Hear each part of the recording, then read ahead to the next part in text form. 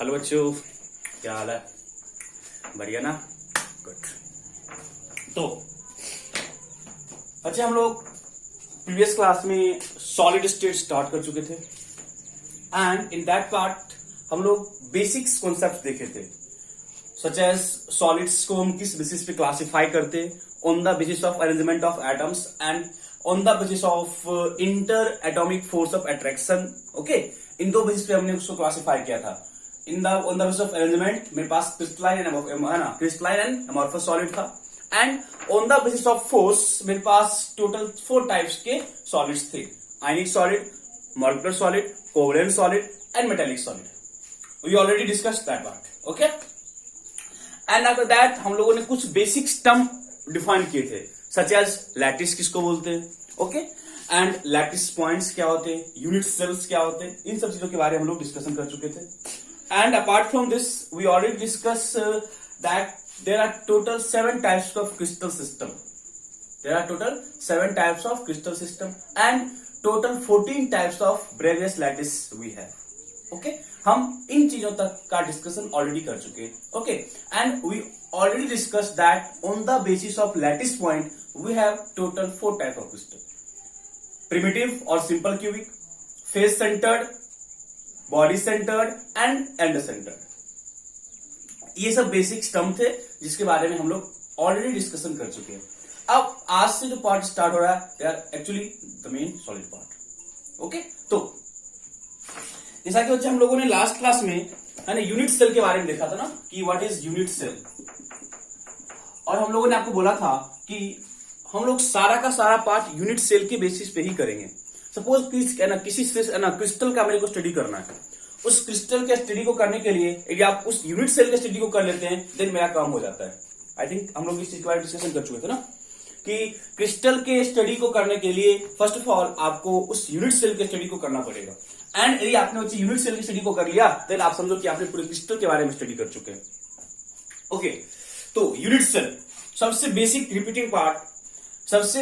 Repeating part जिसको कि हर direction में रिपीट करे थे, a smallest repeating unit which on repetition in all direction, a smallest repeating unit which on repetition in all direction gives us complete lattice is called unit cell. Okay, तो अच्छे एकदम हमने आपको बोला था कि है ना, जब भी आपको यूनिट सेल समझना हो तो आप तुरंत से क्या करो, एक क्यूब ड्रॉ कर लो।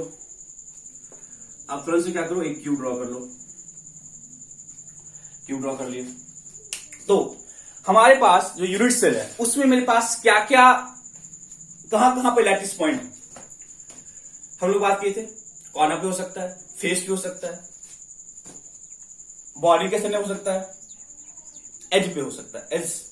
हम एज के उसको क्लासिफाई किए थे, ठीक है, बट यदि हम बोले कि किसी भी यूनिट सेल में मेरे पास क्या क्या होगा, तो एक कॉर्नर की बात करें, यूनिट सेल में कितने कॉर्नर्स हैं, फॉर एग्जाम्पल आप इसको समझो यूनिट सेल, ये आपका यूनिट सेल है, नॉट क्यूबिकल बट समझो कि यूनिट सेल है।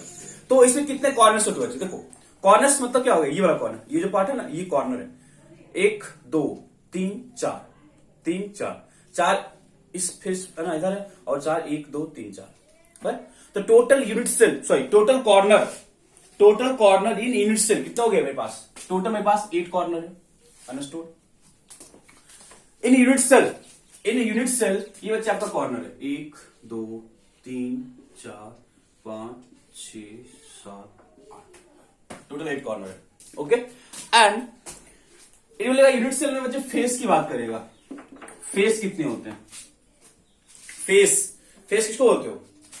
ऐसे फेस किसको बोलेंगे? देखो, ये क्या, एक फेस है, ये पूरा एक क्या फेस है, ये बच्चे एक फेस है, इसके पीछे का फेस होगा, ये वाला फेस होगा, इसके पीछे का फेस 2 हो गया। ये एक फेस है 3, इसके पीछे का फेस ये हो गया 4, ये फेस है 5, तो इसके पीछे का फेस क्या हो गया 6। देखो, सबसे बेस्ट एग्जांपल या आप तो अपने रूम का एग्जांपल, जहां पे आप स्टडी कर रहे हो ना, उस रूम का एग्जांपल बेस्ट एग्जांपल है। तो देखो, रूम में क्या होता है, आपके पास 4 क्या वॉल है, 4 दीवार है, एक छत एक नीचे है ना, ये ना, तो इसको क्या बोलते हैं? फेस बोलते हैं।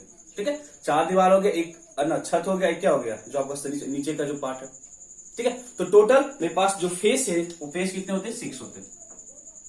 कोई डाउट है? कोई डाउट नहीं है, ठीक है, ओके। अच्छा अब एज की बात पूछेगा, एज कितना होगा? एज, एज किसको बोलते हैं? जो दो फेस को क्या करते हैं, जो दो फेस के बीच का पार्ट है, फर्स्ट फेस सेकेंड फेस, इसके बीच का ये जो पार्ट है, this is called edge, this is called edge. इस फेस और इस फेस,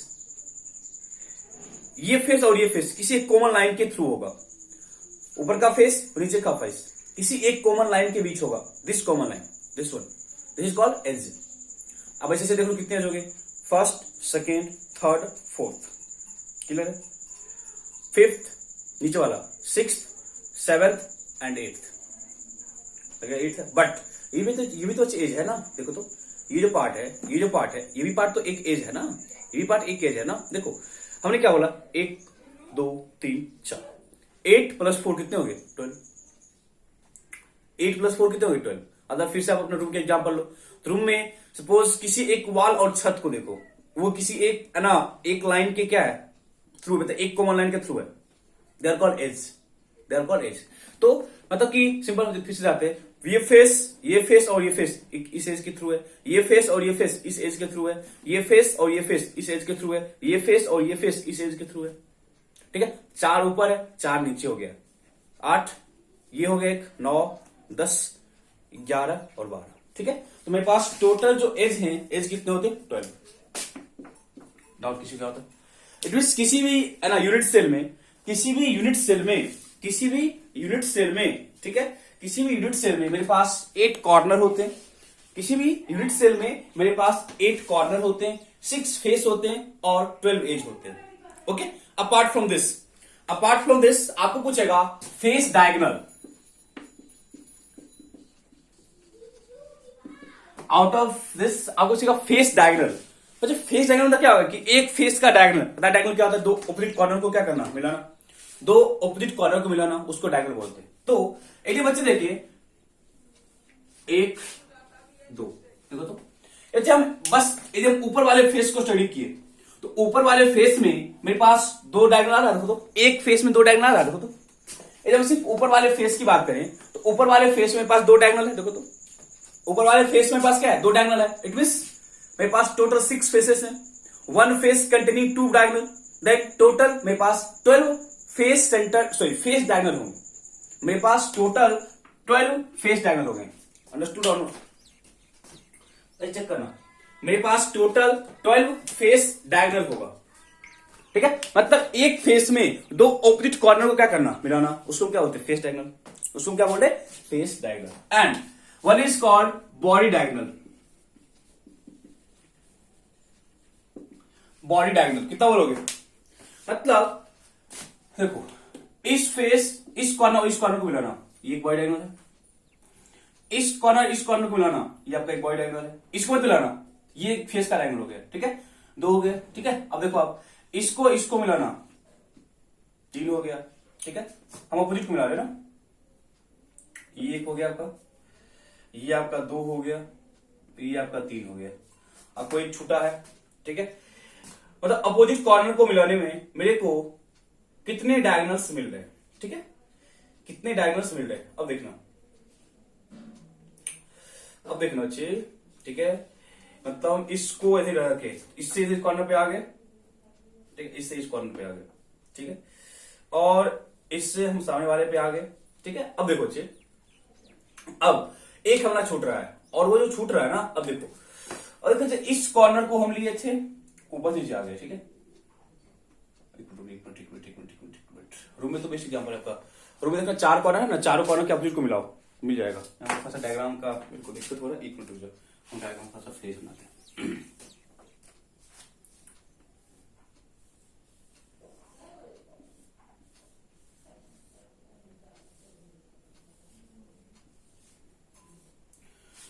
देखो मैं देखना, डायगोनल, फेस डायगोनल मतलब बॉडी डायगोनल, ये कॉर्नर मिलाना ना, ठीक है, ऑपोजिट है, ठीक है, ऑपोजिट है ना, इस कॉर्नर को मिलाना, मतलब कि देखो इस कॉर्नर के लोग एक डायगोनल होगा ना, इस कॉर्नर के लोग क्या होगा, सेकंड डायगोनल हो जाएगा, ठीक है। तो देखना, इससे इस वाले कॉर्नर पे आना, थर्ड डायगोनल को, तो ठीक है, और इस वाले कॉर्नर से इस वाले कॉर्नर पे जाना चारों।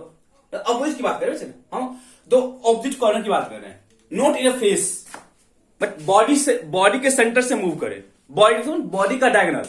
मतलब देखो बच्चे, इस रूम का डायगोनल सपोज है ना, इस रूम सपोज आप रूम का एग्जांपल लो, आपके रूम क्या बोले, सेंटर में कोई पॉइंट हो, उसको बॉडी का सेंटर बोल रहे हैं, उसको क्या बोल रहे हैं, बॉडी का सेंटर। तो आप अपोजिट कॉर्नर से मिलाओ, आप अपोजिट कॉर्नर से मिलाओ, तो अपोजिट कॉर्नर से मिलाओ मतलब कि एक कॉर्नर से स्टार्ट दूसरे कॉर्नर पे आओ, थ्रू बॉडी के सेंटर, थ्रू बॉडी सेंटर, तो उसको क्या बोलेंगे, बॉडी का diagonal, through body centre is called body diagonal.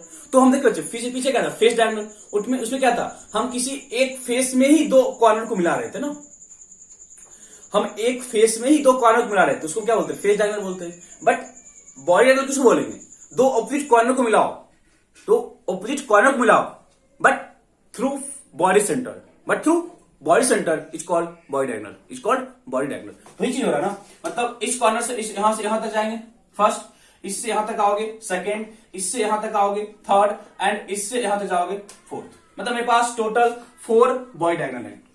वैसे देखो इस चैप्टर में ना आपको विजुलाइज करना पड़ेगा, 3D है, 3D ड्रॉ करना पॉसिबल नहीं है, ठीक है। सबसे बेस्ट एग्जांपल है, ऐसा कुछ नहीं किया एनिमेशन वगैरह कुछ नहीं समझ। यदि आप अपने रूम का एग्जांपल ले रहे हो, रूम के एग्जांपल से बेस्ट आपको कोई एग्जांपल नहीं है, जहां पे पर स्टडी कर रहे हो उस रूम के देखो, उस रूम से आपको हर चीज आपको एनालाइज हो जाएगा, ठीक है। ये हो गया मेरे पास body diagonal. And one last thing is that body centre. देखो जी, मतलब इस रूम में क्या होगा, एक ही सेंटर होगा ना इस रूम में, मतलब कि जहां पे आप हो, मतलब कि है ना, सपोज किसी भी क्यूब में क्या होगा, आपके पास एक ही सेंटर होगा ना, क्या बोलते हैं, बॉडी का सेंटर, उसको क्या बोलेंगे, बॉडी का सेंटर। इट मींस मेरे पास किसी भी यूनिट सेल में मेरे पास एक बॉडी सेंटर होगा, मेरे पास क्या होगा, एक बॉडी सेंटर होगा। Up to this point doubt है बच्चे, अप टू दिस पॉइंट आपको डाउट है कहीं पे, अप टू दिस पॉइंट बच्चे कहीं पे डाउट डाउन की चीज, कहीं बच्चे को डाउट है कहीं पे, नहीं ना। अब ये हो गया मेरा कि मेरे पास है ना यूनिट सेल में क्या क्या लोकेशन है, ठीक है। मेरे पास जो यूनिट सेल है उसमें मेरे पास लोकेशन, मतलब हम एलिमेंट है ना, एटम को कहां पे रख सकते हैं, हम एटम को कहां पे रख सकते हैं, डाउट है। अब हम यहां दे रहे हैं कि लैटिस पॉइंट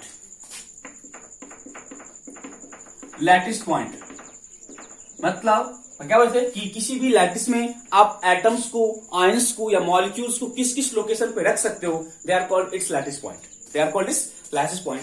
अब आप देखो कि इस क्यूब में हम एटम्स को कहां पे लोकेट कर सकते हैं, इस क्यूब में हम एटम्स को कहां पे लोकेट कर सकते हैं। ओके, समझना सिंपल सा है। देखो मेरे पास 8 कॉर्नर है, तो हम क्या बोले, क्यूब में पास क्या 8 कॉर्नर है, हर कॉर्नर पे आप एक एटम को ले जाओ। मेरे पास क्या क्यूब में टोटल 8 कॉर्नर है, एंड ईच कॉर्नर पे आप क्या करो, एक एटम को ऑक्यूपाई कराओ, तो क्या होगा, मेरे पास 8 लैटिस पॉइंट कहां पे होगा, कॉर्नर पे।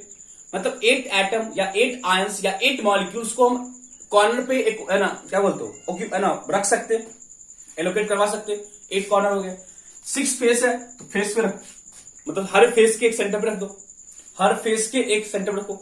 तो किसी बच्चे के मान लो सेंटर में, क्यों सेंटर में रखना इसलिए बोल रहे क्योंकि सेंटर में रखने के बाद आपके पास कैलकुलेशन करना क्वाइट इजियर होता है। एक बच्चे आप सेंटर पॉइंट को है ना चूज नहीं करते हो, देन आप सॉल्विंग पे जाओगे तो सॉल्विंग बहुत ही डिफिकल्ट होने वाला है, ठीक है। यदि हम बॉडी के सेंटर की बात करते हैं तो सेंटर पे किसी चीज को है ना कैलकुलेट करना, किसी भी लेंथ पैरामीटर को, किसी भी चीज को है ना करना कैलकुलेट, वो इजी होता है। और हम लोगों ने पिछले क्लास में बता चुके हैं कि किस बेसिस पे हम यूनिट सेल को क्लासिफाई करते हैं, on the basis of lattice point. Corner, body का एंड सेंटर था, ये सब था, उसी तरह से आ रहा है। तो 6 फेस का सेंटर है, 6 क्या मेरे पास फेस का सेंटर है, 12 मेरे पास एज का सेंटर हो जाएगा, 12 एज का सेंटर हो जाएगा, और बच्चे एक बॉडी का सेंटर होगा, और मेरे पास क्या होगा, एक मेरे पास बॉडी का सेंटर होगा। देन टोटल बच्चे मेरे पास 27 लैटिस पॉइंट है, मेरे पास टोटल 27 लैटिस पॉइंट है। बोलो जल्दी से, डाउट है।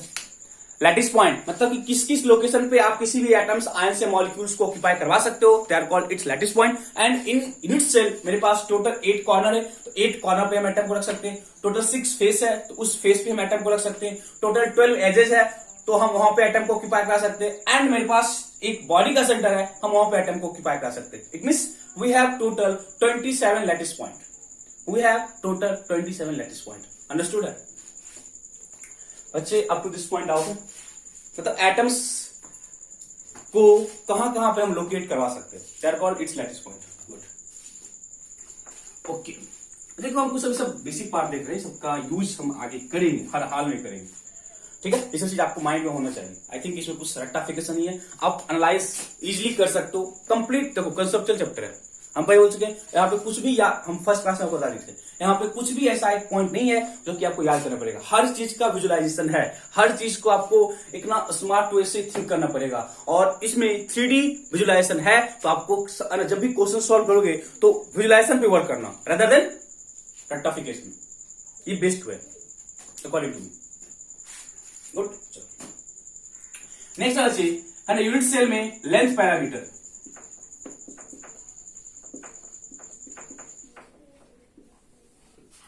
लेंथ पैरामीटर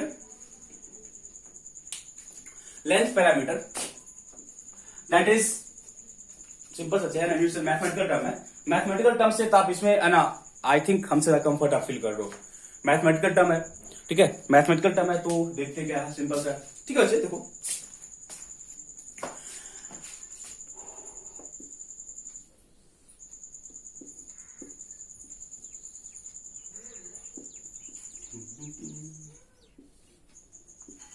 ठीक, चलो लेंथ पैरामीटर की बात करता है, ठीक है? लेंथ पैरामीटर, ठीक है? तो सबसे पहले आपको पूछता है कि distance between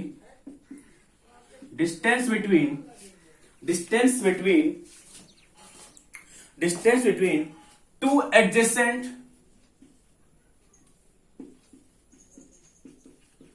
adjacent face centre. Distance between two adjacent face centre कैसे फाइंड करोगे? किसी भी दो फेस के सेंटर के बीच का लेंथ कैसे फाइंड करोगे? एंड उसके लिए आप पहले क्या करना, let A is edge length, let A is edge length.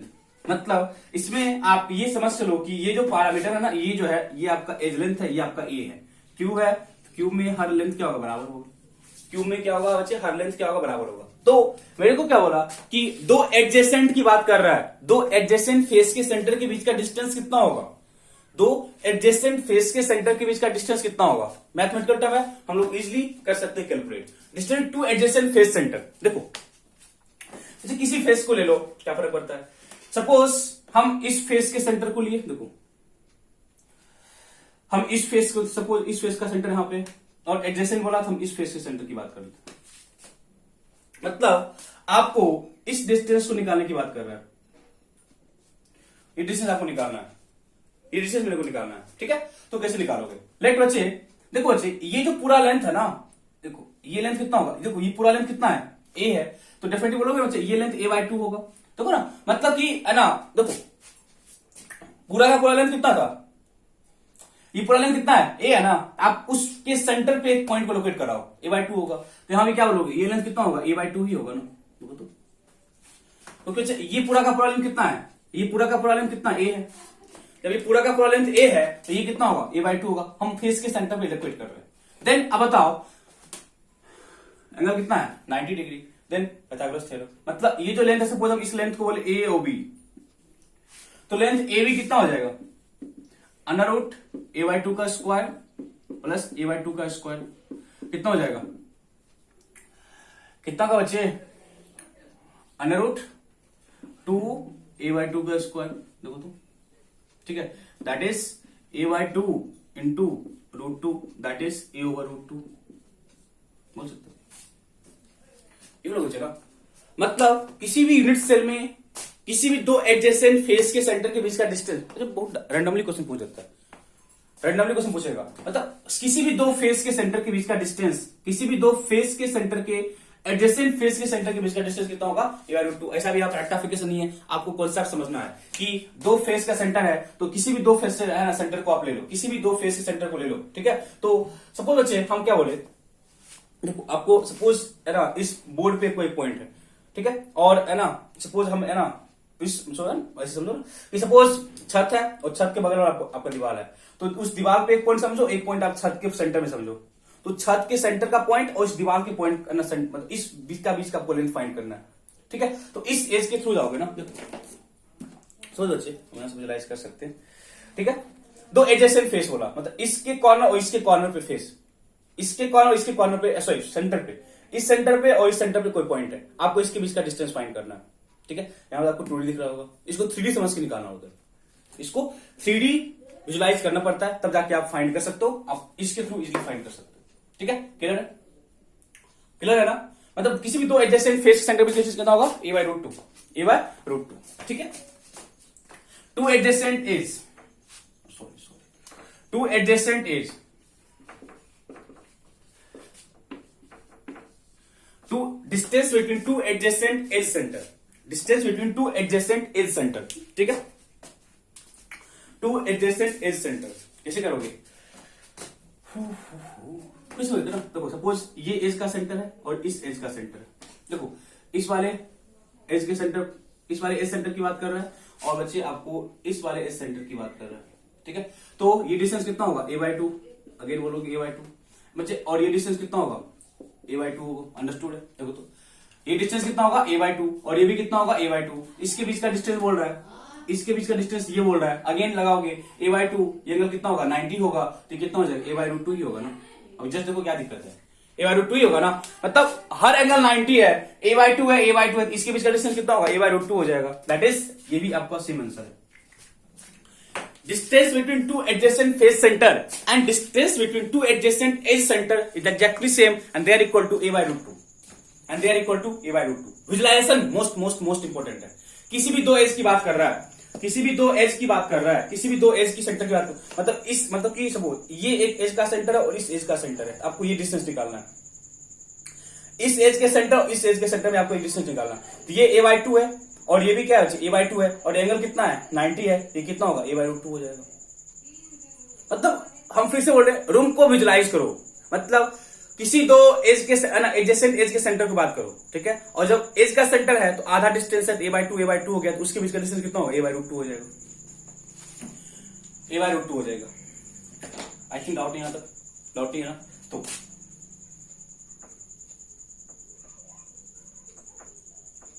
ठीक है। डिस्टेंस देखो, length of body diagonal, length of body diagonal, length of body diagonal, length of body diagonal, body diagonal की लेंथ की बात करो, उससे पहले फेस डायगोनल की बात करो। फेस डायगोनल, फेस डायगोनल का लेंथ कितना होगा, फेस डायगोनल का लेंथ कितना होगा, आप खुद भी कर सकते हो, खुद भी कर सकते हो बच्चे। फेस डायगोनल का लेंथ कितना होगा, किसी भी फेस की बात करो, सपोज हम इस फेस की बात किए, इस फेस की बात किए, हमको ये डायगोनल है, देखो तो ये फेस का डायगोनल है, देखो बच्चे ना, सपोज ये लेंथ है, एंगल ट्रायंगल ABC ट्रायंगल है, ABC ट्रायंगल है, ABC ट्रायंगल होता है, ये कौन सा, इस फेस की बात करें, इस वाले फेस की बात करें, इस वाले फेस की बात करें, इस फेस में ये क्या होगा, फेस का डायगोनल होगा, दैट इज फेस डायगोनल। मतलब हमको AC निकालना है, हमें क्या करना चाहिए, AC निकालना है, निकालना AC, तो AC कैसे निकलेगा, AC कैसे निकलेगा, आपके पास ये लेंथ A है और आपके पास ये लेंथ भी A है, ये लेंथ है A और एंगल कितना है, 90 है, एंगल कितना है, 90 है, तो AC इक्वल टू कितना हो जाएगा, √A का स्क्वायर प्लस A का square, that is √2A। A आपका स्क्वायर रूट के बाहर, √2A is face diagonal, length of face diagonal, sorry हाँ, length of face diagonal, length of face diagonal, got it. Then fourth length parameter है आपका length of body diagonal, length of body diagonal कैसे करोगे, अरे यार body diagonal क्या, दो opposite corner का length through face centre, through body centre, not face centre. तो हम बच्चे ये बोल सकते हैं कि this point and this point, check करो,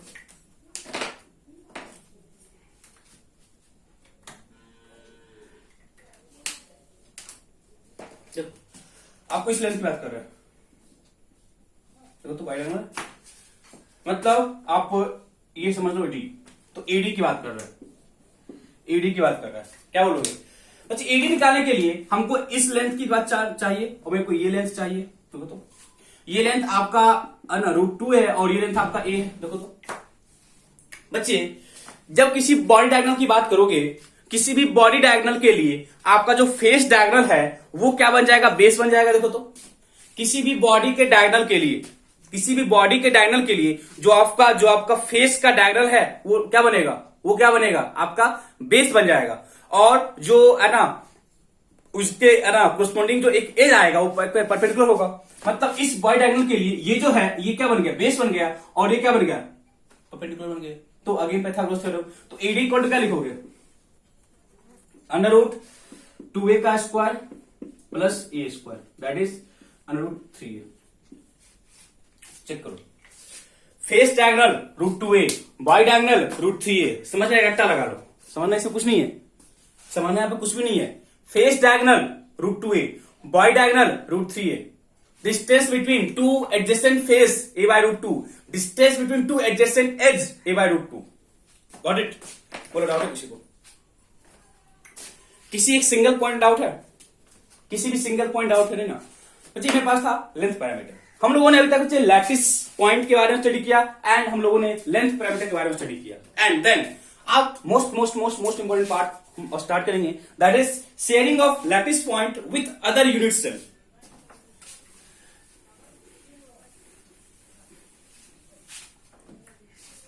अभी देना sharing of lattice point,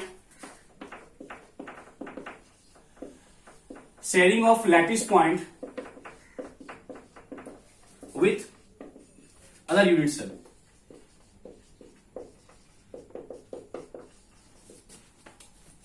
sharing of lattice point with other unit cell, sharing of lattice point with other unit cell. देखो बच्चे कहने का क्या मतलब है, थोड़ा सा डायग्राम यहाँ पे लिखना पड़ेगा, डायग्राम थोड़ा सा आपको समझने की कोशिश करूंगा, ठीक है? देखो